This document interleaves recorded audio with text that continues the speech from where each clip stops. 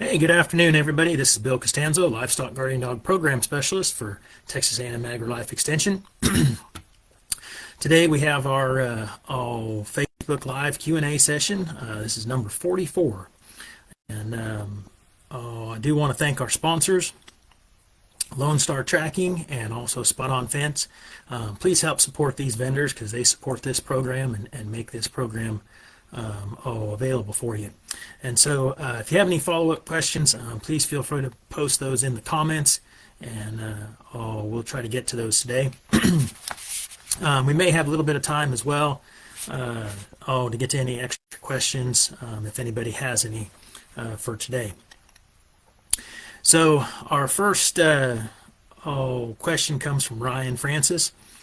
He has a year-and-a-half-year-old Anatolian female that he plans to spay as soon as she gets to be 2. She's been on the property about 25 acres since she was 4 months old and has always been with 10 to 20 goats. She seems to get pretty stressed anytime she's taken out of the fenced area to go to the vet. The vet told me that she needs to be confined for 2 weeks after her spay. She's been held in a small pen a couple times before, but she's always put a lot of time and effort into getting out, which seems like would be bad for healing. She has never been inside a house before. Do you have any advice how to make this 2-week period go smoothly? The vet mentioned she could be drugged to keep her calm until she can be let out again, but I don't have any experience with that. Well, Ryan, that was kind of a timely question, mainly because, as some of you have heard or may know, I'm starting a new program at Prairie View A&M here in Texas. And so we had a couple pups that just went and got spayed the other day. And one of them, for that very reason, being kind of anxious and not wanting to be, penned up, ended up pulling her inner sutures loose. And so she had to go have emergency surgery on a late Friday afternoon to fix that. So, if your dog sounds like she's similar, I would recommend picking up some sort of a tranquilizer from your vet, especially if she's willing to give that already, and, keeping the dog fairly sedated. I mean, they'll be awake and they'll move around and stuff, but they definitely won't be as excited or wanting to get out, if they're on some sort of a tranquilizer, probably like trazodone is what they'll likely give her. The other thing that you can do, Ryan, when you do have to take this dog to the vet is, if you have a small livestock trailer, put her in the trailer and also load up, 2 or 3 of her favorite goats with her, and that'll help her remain calm on the way over to the vet. It doesn't do much once she's in the vet, but it'll definitely make the ride a lot calmer for her and, easier on you as well. So I definitely would recommend, the tranquilizer for her. And, like I said, if you have to haul her to the vet, also, putting a few animals in a trailer with her. Or if it's in the back of a truck, if you've got one of those crates or something like that, that would work just as well also. So our next question is from Dana Wilson. She has 2 Great Pyrenees puppies that are 9 months old, 1 female that's fixed and 1 male that's intact. She says we are having some fencing issues. The dogs have halo collars, but they couldn't care less about being shocked. We use them for the GPS capability. We have a small herd that we keep the dogs with, sheep, goats, and some poultry. She says they're in East Texas, and when the dogs are old enough to go to the pasture, when are the dogs old enough to go in the pasture with the sheep? And what fencing training really works for these escape artists? And then also she wanted to know about feeding schedules. Her vet has her feeding as much as they want, twice a day, and no outdoor feeders. So first, Dawn, I would definitely recommend that you get your male fixed soon. I'm not sure why, you didn't get them both fixed at the same time. Maybe you're making separate appointments, but, we generally fix all of our pups about 10 or 11 months of age. So yours are kind of in that time frame at this point. Mainly because we don't want them roaming for any reason or starting to roam. And also, we've had some female pups come into heat as early as 8 months. And one of the dogs at Prairie View A&M also came into heat, which kind of increased our urge for getting them fixed. So it definitely does happen at that age. So, I would definitely, like I said, try to get that male fixed by 12 months. He should be old enough at that point and large enough, and there's really no reason to have an intact dog anyway. As far as, the outside feeders or self-feeders, I'm really not sure why, your vet isn't, allowing you to do that or wanting you to do that. I rarely see overweight livestock guardian dogs that are actually out working. Now, if it's a guardian dog that isn't a real working dog and it's sitting in the house, yes, they definitely can get overweight. But all of our dogs at the center and all the ranches that I work with use self-feeders, and I don't see any overweight guard dogs. So, I'm not sure why that would be an issue. I definitely wouldn't have the time to feed twice a day. I have a hard enough time feeding my own guardian dogs once a day. So, unless your vet has a specific reason, something maybe like, twisted gut being an issue, if it hasn't been an issue with your dogs, it probably isn't going to be, but some people get all freaked out about that. I would move them over to a self-feeder.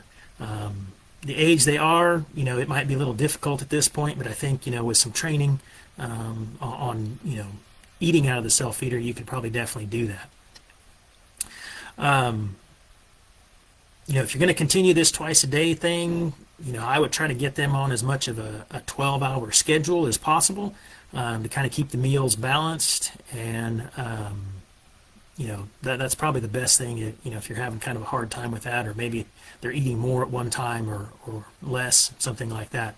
I definitely would also recommend getting a second opinion. I don't know who your vet is, but just like with human doctors, I don't think there's anything wrong with getting a second opinion. And I definitely would probably get a second opinion on why, you can't use a self-feeder outside with your guard dog. Going back, to your other question, about fencing training that, kind of works with these escape artists. Hot wire works well. Having a single strand at the bottom of your fence on some 3 or 4 inch extended insulators, and then also one at the top on some extended insulators works very well. You just have to make sure that you have a good fence charger, and you've got some good grounds. And so I've mentioned that before on this Q&A session. If you're going to use solar, for instance, go out and buy a 12-volt one. Those 6-volt solar chargers are not worth a darn. They work great for horses, but they don't keep guard dogs and they don't keep livestock, in pastures. Buy a good quality 12-volt solar fence charger. If you want a recommendation on one, my personal recommendation is to buy a Parmac. That's what I use here at home. They're excellent fence chargers. They're made here in the U.S. They have a good metal case. Parmac will take them back and repair them for you. I think there's a 3-year warranty that they do it free of charge.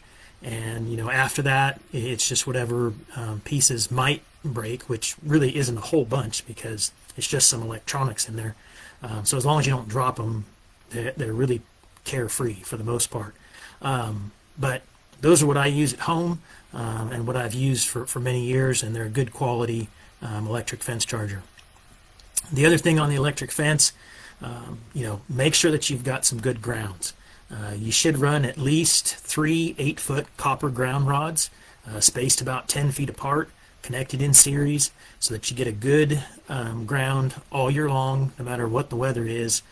That's what we run on the bonding pens at the center, and no matter how dry it is in San Angelo, those fence chargers are always putting out 8,000 volts. And that's the other thing, on the solar chargers or any of the chargers, make sure they're putting out at least 8,000 volts. I know sometimes they're in joules now for some reason, because everything's made overseas anymore. But, get it converted into volts, and a charger that's running at 8,000 volts should keep your guard dog on the property. Okay? if you have any other questions, Don, on the fence chargers or anything, feel free to, reach out. And thanks for logging on, Sarah. Good to see you're on here. And Melanie, I'll get to yours here in just a few minutes. Our next question up is from Brian Baumgartner. Hopefully I pronounced that right, Brian. He's a new owner training an 8-week-old male pup and a 13-week-old female pup. They stay outside. He's got a small piece of property with some chickens at night. And then he says when he takes them to the goat enclosure during the day for a few hours, it's about 300 yards from the house to the enclosure. The small enclosure is surrounded by goat fence and can be closed off to keep the goats and the pups separate while sharing the fence line. At what point can we leave them alone overnight? Well, Brian, I mean, our pups go out, alone overnight at 8 weeks old, and so I don't think there's anything wrong with doing that. You do have to go out and check on them. You can't just, throw them out there and never see them again, but they need to be with livestock, Brian, and there's a bonding window that I've talked about here before. Some people want to call it an imprinting window. It's basically the same thing and around the same time, but roughly from about 5 weeks of age to 14 to 16 weeks of age, kind of depending on, what research you read, is the time that those dogs need to be in very close physical contact with livestock for that bond to form. And so your pups are right there, in that time. That female's getting close to aging out of it. So I would put them in there and leave them there, all day long. They don't need to be up on the back porch at all. If you're wanting them to bond with the goats, that's where they should be.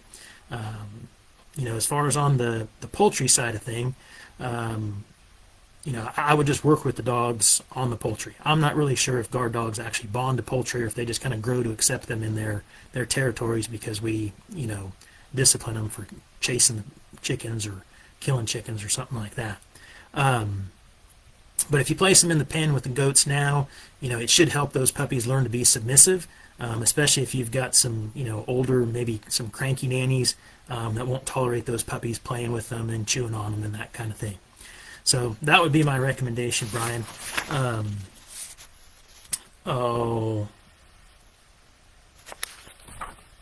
And yeah, I think that's about it for that one. I think I missed an answer for somebody earlier, however, though. I'll have to go back on one of these first two here. Anyway, if I missed one of your questions for the first two producers, feel free to post it here in the comments again. Next up is Phoenix Farms. They had some questions concerning the use of yokes and dangles. They're getting a lot of pushback when they try to implement them with their more venturing dogs. They're being told that they are cruel and inhumane, but they want to try them. But it takes two people to put them on the dog, and I can't get any help even from my son. I use a hot wire, but I have no power on my property, and the 12-volt system drains the batteries quickly. I've lugged them from the farm to my house and back to charge them. Any suggestions? Well, first, Phoenix Farms, thanks for following the channel and or the page here and posting the question. I don't think that yokes or dangles are inhumane. I think they're a lot more humane than somebody out there with having a shock collar on your dog and electrocuting the dog. Now, do I use those? Yes, and sometimes I think you have to use some aversive training methods with dogs. When possible, yes.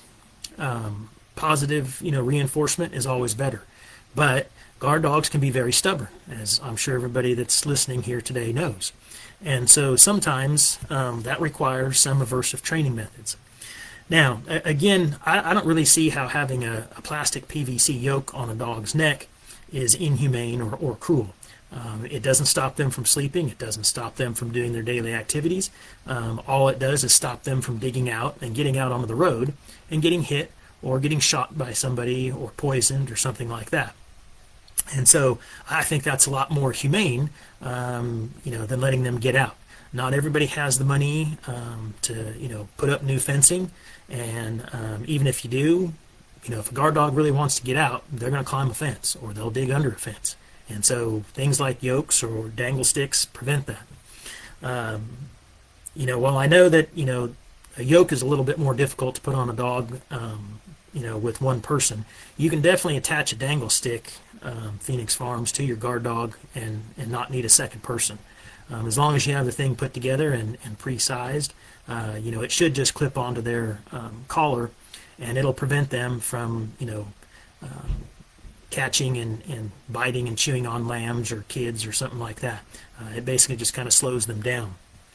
So, feel free to reach out more. Shoot me an email or give me a call, and we can talk more about dangle sticks and drags and yokes and things like that. I'm happy to help you. Basically on those training aids, though, they're not designed to be left on a dog forever. Okay, that's one, kind of thing that I don't think a lot of people understand. When we apply these devices as training aids on dogs at the center or dogs with producers that I work with, we leave them on for 30 days. And then at the end of that, we take the device off and we see if the behavior's changed. If it has, great. We move on to whatever the next problem is. Hopefully there isn't one, but sometimes there is. If the behavior hasn't changed, then the device goes back on for 30 days. Again, at the end of that 30 days, we take it off. We observe them for about a week. If the behavior's changed, great. If it hasn't, boom, it goes back on for another 30 days. Knock on wood, we haven't had to do any of these training aids that we use for more than 90 days. Usually by that point, that behavior, because the dog isn't able to do it, kind of falls out of their repertoire of things, those bad behaviors that they've been doing. So if at some point, at the 90-day mark, the dangle stick or a drag isn't working, or the yoke, then you have to get a little bit more creative, and you have to look at things like, well, if you've got a dog that's chasing, for instance, you might have to pin them up with, a bunch of mature rams or billies. And if you don't have any, then maybe talk to a neighbor that has a lot of livestock, and maybe you can pin your dog up with theirs for a while. That works really well at stopping that behavior, because mature rams or billies are not going to put up with a dog trying to chase them or chewing on their tails or biting them or anything like that. As far as your electric fence question, Phoenix Farms, I guess I'd kind of go back to the one that I mentioned earlier. Instead of running just a battery type of fence charger, look at investing in a good 12-volt solar-powered charger. That'll alleviate the issue of you having to lug batteries back and forth and put them on a charger and then take them back out. Getting a good charger, especially like a Parmac, it'll last you many years. It's worth the investment, and it'll help keep the dogs in for you.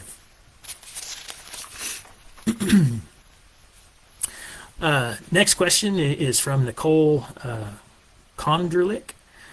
She says, what are the signs that her livestock guardian dog is pregnant? She was with a male while she was in heat last month. While I saw he was interested, she didn't see them breed. What can I use to confirm pregnancy? If she is pregnant, what steps should I take to ensure she has a safe, healthy pregnancy, given that we're in the snow belt? She and her male partner are outside, even though they have a large doghouse. Where both seek cover from the snow. I can bring her into the barn for whelping, but I need to know how close to her due date.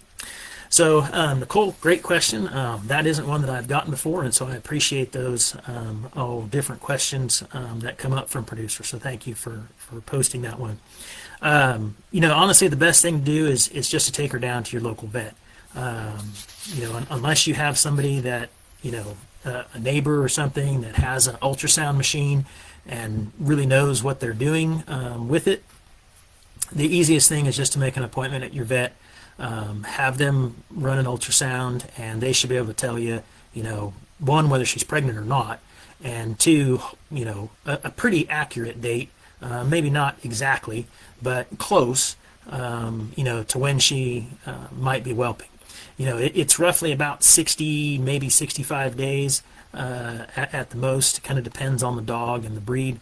From the time that you see the tie actually happen, to when she's going to whelp. So if you're in between that time, or you're close to that time, and she hasn't started to kind of fill out a lot, it'd be good to take her down to the vet and have them do the ultrasound.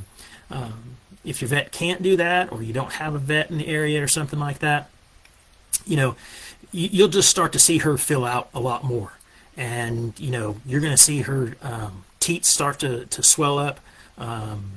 And, kind of over time, they're going to get larger.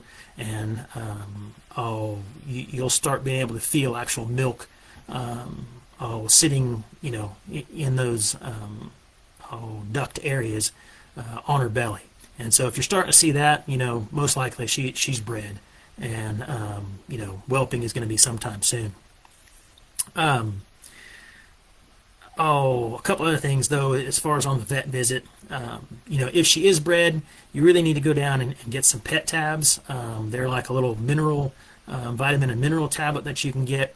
And then also a pet cow tab, which is calcium.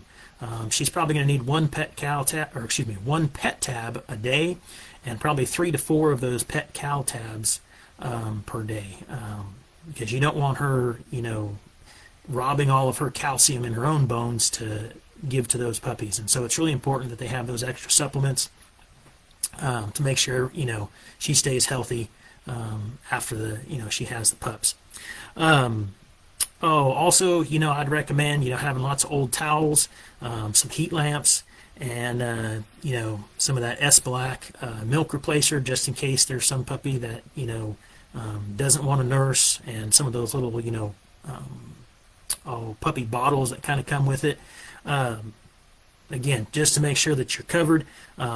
Lots of straw in the bedding. Also, something that works really well for us personally is getting some of those small little kids pools that you can pick up at Walmart.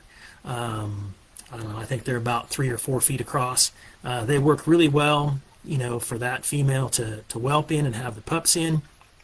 You can put some straw down in there. It's easy to clean, easy to sanitize, and it keeps those puppies, fairly well corralled so they don't spread out a bunch and nobody gets separated and ends up dying from being too cold or not being able to nurse or something like that. So hopefully those are a couple things that help you out, Nicole. But I definitely would just, take the dog down to the vet if you can and get an ultrasound done.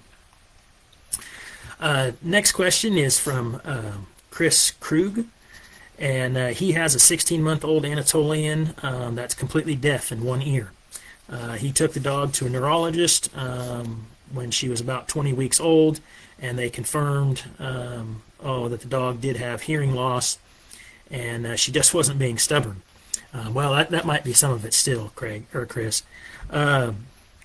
He's been considering getting a partner to help her oversee things. His only concern is that his current herd size and overall predator threat may not warrant 2 livestock guardian dogs. All things considered, she seems to be doing fine in guarding and being attentive. Just curious if getting a second one makes sense, or if you think they'll get bored and won't have enough to do. Well, Chris, my honest opinion, if even though she's deaf in one ear, if she's doing okay right now, I probably wouldn't get another dog, especially if you have a small piece of property. It's really hard to justify the need for 2 dogs on a small piece of property. We've talked about this kind of a bunch of times.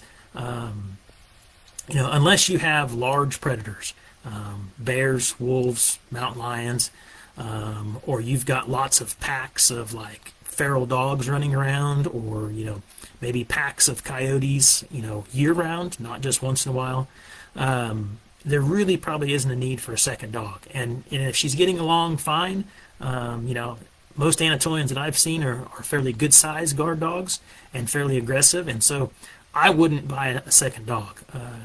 You didn't mention how many head you have, but if you've got 20 or 30 head, even when they lamb or kid, one dog should easily be able to handle that many animals. And so that would be my recommendation to you. I do think, a lot of times people get multiple dogs on small property, and that's why they have issues, because there isn't enough for the dogs to do all the time. They need something to do, or they're going to go find something to do, and that probably isn't going to be on your property. The other thing is you can get issues, besides roaming, you can get issues with resource guarding that starts, just regular kind of dog-on-dog aggression. And so, yeah, that would be my recommendation to you. So hopefully that helps out. I think we might have some questions over here in the comments. Let's see here, Melanie.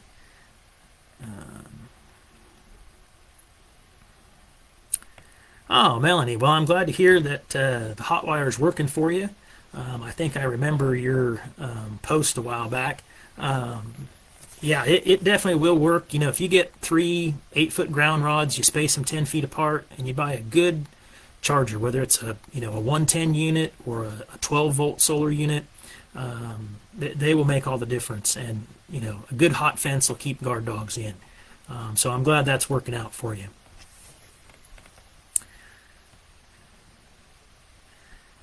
Well, Sarah Smith, it's good to hear that Luna's accepted the birds, and Pi so Pi is still accepting that as a toy. Well, that's not good. Well, at least we got one out of the two, helping you out or not killing birds. So that's good to hear, Sarah. And Sarah, since you're logged on today and you're listening, if you would give me a call at some point. I wanted to chat with you more about that Pathfinder collar that you're using. I looked it up, but I still had some questions, and since you're using it, I thought you'd be a good person to ask. So when you get a chance, drop me a phone call or shoot me an email, and I can give you my phone number. Let's see. Here's one from Shannon Adamson. This thing will stop moving around on me here. Do I have any suggestions on how to relieve an 8-month-old Akbash Pyrenees mix from barking at human family members?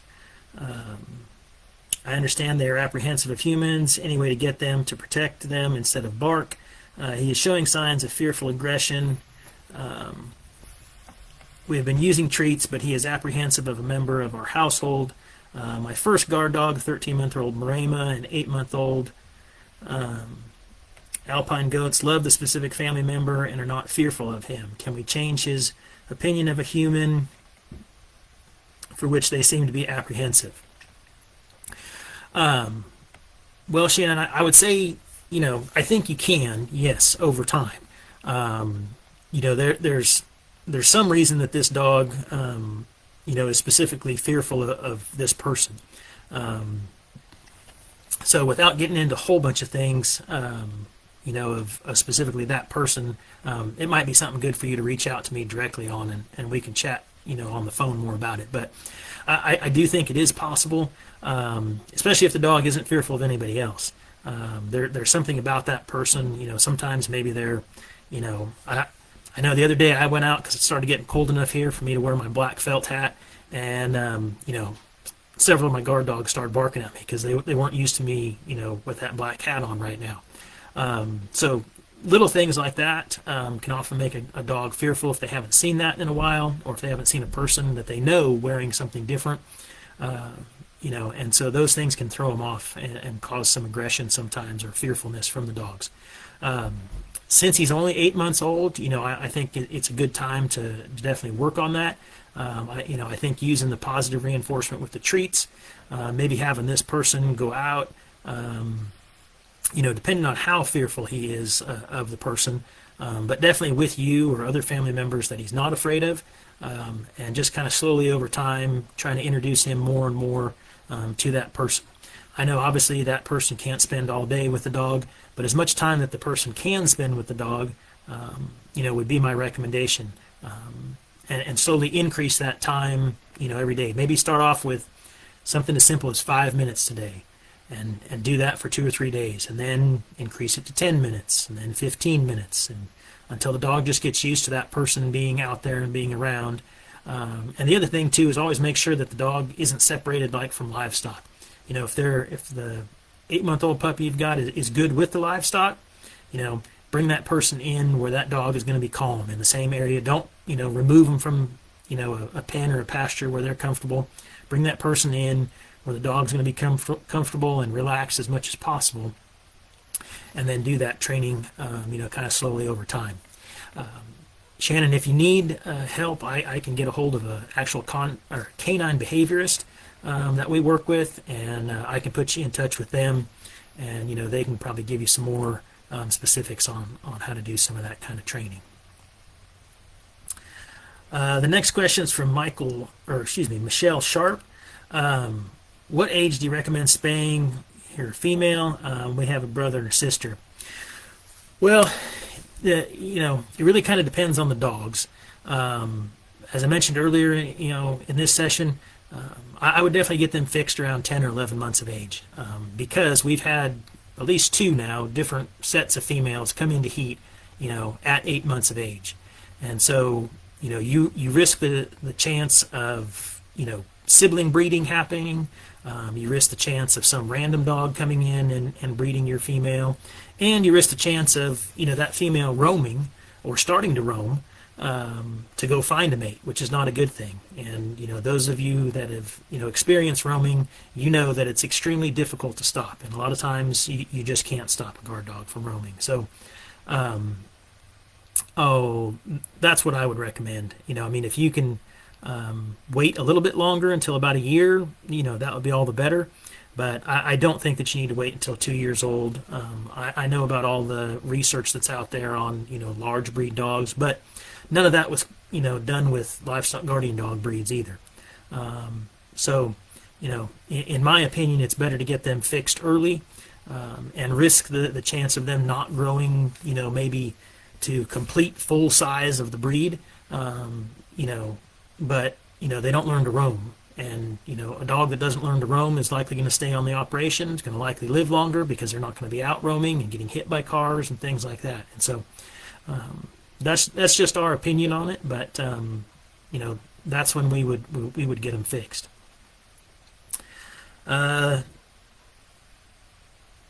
She's got a follow-up here. So so that female pup already came into heat in middle of October when she was 8 months. Okay. They were able to keep them separated in the cattle trailer. Okay, well, that's good. And I'm glad you were able to catch them, Michelle, in time, because 8 months is really early even for a guard dog, to get bred. That's too early, and you can have a lot of, developmental issues, in a pup that gets bred that early, and then having a litter. So if she's already come into heat, then I would say, if you can wait until 12 months, that'll give her that extra growth time. It'll give the male the same thing, and she's not going to come into heat again. And so, yeah, I would definitely wait until 12 months. But I would make the appointment now, because a lot of times vets are backed up getting, dogs spayed and neutered. And so make your appointments early would be my recommendation on that. Do we have any other questions coming up in the comments today? While I'm waiting real quick, I think I missed a question with somebody earlier here.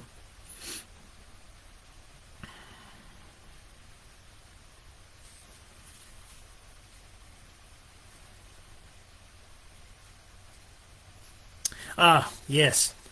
Sorry, Don Wilson, because you had about 3 questions there in your post. Don, your question about when are your dogs old enough to go out in the pasture with the sheep? Don had the 2 Great Pyrenees pups that are 9 months old. They need to be out with the sheep now. They are definitely old enough to be out on their own, especially since you have 2. They're not fully mature, but they'll definitely fend off attacks from single coyotes or a young bobcat. They'll chase any of your aerial threats hopefully away. I would have them out full time, Don. They need to be out working. Maybe not necessarily unsupervised with the poultry that you have, but they definitely should be out with your sheep and goats. That's for sure. Here's a question we had just come in from Brian, who was on the session today. He wants to know, how much acreage should you have per LGD? Well, Brian, I don't know if there's an easy answer for that one. We tend to look at how many head, because that's really probably what's more important. It's not so much the size of the property, but it's the amount of animals that the dog needs to be able to guard. The general rule of thumb is 1 to 2 dogs per 100 head. Now, that's a very general rule, and that's assuming that you have good fencing and you have clear pastures and you don't have a whole lot of predators. You know, those of you that, you know, especially those of you here that are logging on, or just in general watch these that are here in Texas, you know that most of the ranches here in Texas have terrible fencing. You know, we can't see 100 yards into a pasture because there's so much brush. And we've got every type of predator that wants to eat sheep and goats that there is, other than wolves so far. So, you know, when you have issues like that and you have rough terrain and you don't, you know, the dogs can't see well, then you have to look at numbers more like maybe 1 to 2 dogs per 50 head. And then, you know, add from there. Again, those are just starting points, and there's a whole bunch of things like management style and fencing quality and all those things that kind of go into how many dogs, you know, you should have. You know, I guess I wouldn't say, you know, it really depends, like I said, on the fencing and the money that you have. But, you know, if you've got less than 5 acres, you know, I don't know that you really need a guard dog. You know, you can spend that same amount of money that you're going to spend in all those vet bills and that time and energy raising and training that guard dog, put that into buying some good quality fencing that will keep predators out. You know, get some of that actual predator wire that is like that super crazy barbed wire that goes across the bottom of the fence. You know, go put in some new high tensile, you know, 4x4 wire. Put an electric strand at the top, another one at the bottom, and you know that's going to last you 25 or 30 years, maybe even more with good maintenance. You know, the cost of that fence, you can buy an awful lot of guard dogs and go through all the headaches that, you know, you have with guard dogs, or just buy that fencing. So hopefully that's kind of a, you know, an idea for you, Brian. Although I know, you know, there's a lot of people that run 1 or 2 dogs on 2 or 3 acres. I look at it from a cost standpoint, and you know, all the things that go into the costs of guard dogs. And so I don't know if it's really cost effective on less than 5 acres. Again, you know, unless maybe you've got some high dollar animals and, you know, you have large predator threats, like you have wolves, for instance. You know, that's a different situation. But for most of those that, you know, are logged in here, especially those of you here in Texas, you really probably don't need, you know, a guard dog on less than 5 acres. Buy some good quality fencing, and, you know, that'll take care of most of the problems that you have. Okay? So hopefully that answers your question, Brian. Melanie's got another question here. They're going to be adding a horse and another goat to the farm. They have a Great Pyrenees that's just over a year and an Anatolian Shepherd that's about 9 or 10 months old. How should I introduce the new additions? Well, Melanie, that's a good question, and you know, I would say slowly. You know, you don't want to just toss the goat out there, you know, with the other goats, because most likely what's going to happen is the guard dog will keep them separated, because they know that that animal, you know, is new and, you know, isn't part of the herd that has been there.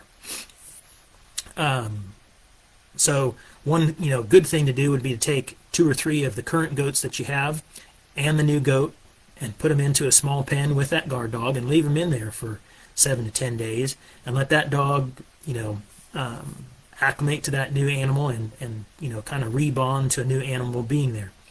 You know, once you see the goat not being afraid of the dog and vice versa, and, you know, the dog maybe licking on the new goat's face or sleeping near the new goat, they've bonded, and at that point, you know, you can send them out.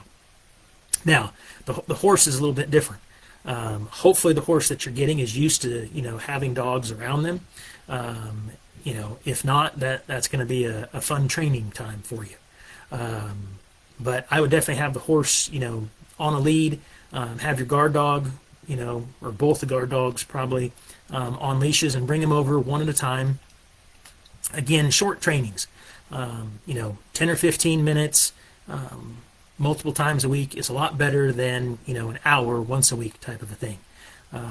So some good positive trainings, you know, reinforce, you know, what's going on. If it's good behavior, you know, if the dog's sniffing the horse and the horse is okay with the dog, give them a treat. Reinforce that kind of good behavior.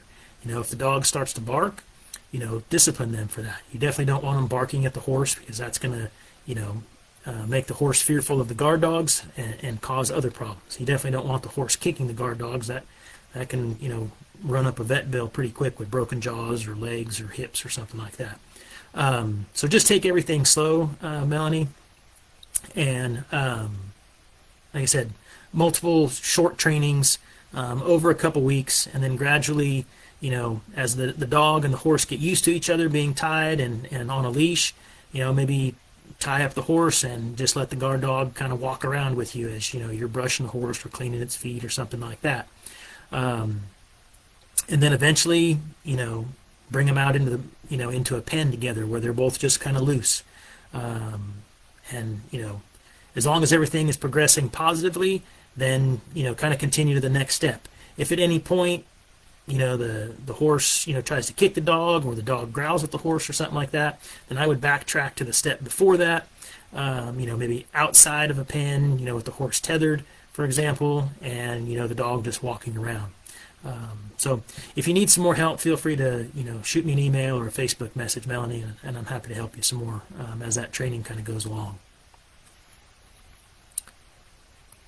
Do we have any other questions, or are there any questions that I missed on here today?